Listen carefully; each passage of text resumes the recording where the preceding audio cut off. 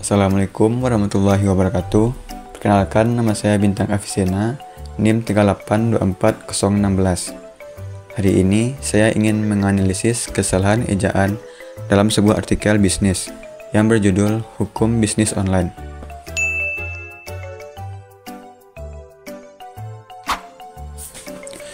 Sebelum kita masuk lebih dalam, mari kita definisikan terlebih dahulu apa yang dimaksud dengan kesalahan ejaan.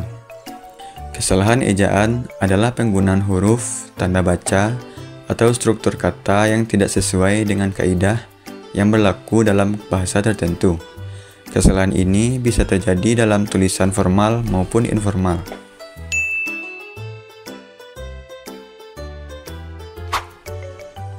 Ada beberapa faktor yang menyebabkan kesalahan ejaan. Mari kita bahas satu persatu. Pertama, kurangnya pengetahuan. Banyak orang yang belum sepenuhnya memahami aturan ejaan yang benar. Hal ini sering terjadi pada pelajar yang masih dalam proses belajar. Kedua, pengaruh dialek dan bahasa lain. Seringkali pengaruh dialek, daerah atau bahasa asing dapat mempengaruhi cara seseorang menulis. Misalnya, pengucapan yang berbeda dapat menyebabkan penulisan yang salah. Ketiga, keterbatasan akses pada sumber belajar. Tidak semua orang memiliki akses yang sama terhadap buku atau sumber belajar yang dapat membantu mereka memahami ejaan yang benar. 4. Penggunaan teknologi. Di era digital ini, banyak orang yang lebih sering menggunakan perangkat elektronik untuk berkomunikasi. Terkadang, autocorrect atau fitur prediksi teks dapat menyebabkan kesalahan ejaan yang tidak disadari.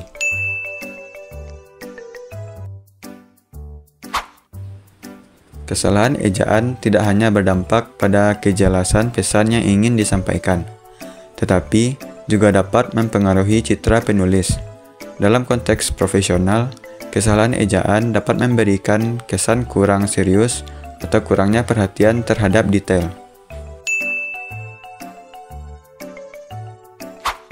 Bagaimana cara kita meminimalisir kesalahan ejaan? Berikut beberapa tips yang bisa kamu terapkan. Pertama, membaca dan belajar. Luangkan waktu untuk membaca buku atau artikel yang baik. Ini akan membantu kamu memahami penggunaan ejaan yang benar. Kedua, menggunakan kamus. Selalu sediakan kamus, baik fisik maupun digital, untuk memeriksa ejaan yang diragukan. Ketiga, berlatih menulis. Semakin sering kamu menulis, semakin baik kemampuan ejaanmu. Cobalah untuk menulis jurnal atau blog. 4. Minta umpan balik. Jangan ragu untuk meminta orang memeriksa tulisanmu. Umpan balik sangat berharga untuk perbaikan. Sekarang mari kita lihat beberapa contoh kesalahan ejaan yang mungkin ada dalam artikel tentang bisnis online ini. Kesalahan pertama, dalam artikel ini, terdapat pemborosan kata yang terdapat pada kalimat secara sukarela di antara kedua belah pihak, yang bisa disederhanakan menjadi secara sukarela antara kedua belah pihak.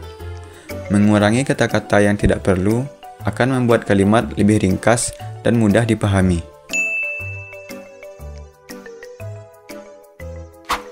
Kesalahan kedua, dalam artikel ini terdapat penyebutan syara yang seharusnya ditulis syariat. Pastikan bahwa setiap kali kita menyebutkan istilah, kita menggunakan penulisan yang konsisten agar tidak membingungkan pembaca.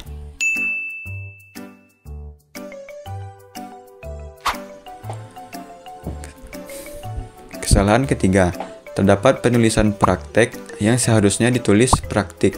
Selain itu, kata ijab kabul sebaiknya ditulis dengan huruf miring atau ditebalkan untuk menekankan istilah tersebut, karena ini adalah istilah penting dalam transaksi jual beli.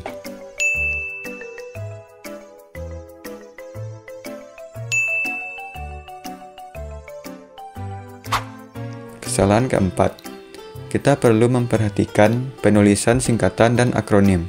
Misalnya, untuk kalimat Quran Surat Al-Baqarah, sebaiknya ditulis Surah Al-Baqarah.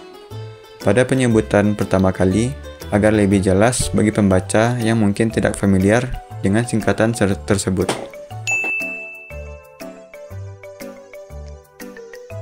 Kesalahan kelima, pada artikel ini terdapat penggunaan bahasa yang kurang formal, yaitu kalimat "kita juga perlu menjaga kerahasiaan data konsumen". Sebaiknya diubah menjadi "penting untuk menjaga kerahasiaan data konsumen". Penggunaan bahasa yang lebih formal akan memberikan kesan profesional dan meningkatkan kredibilitas tulisan.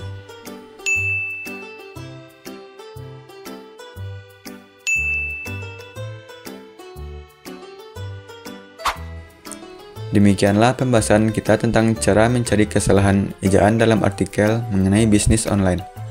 Semoga informasi ini bermanfaat dan dapat membantu kalian semua dalam meningkatkan kemampuan menulis. Terima kasih sudah menonton. Assalamualaikum warahmatullahi wabarakatuh.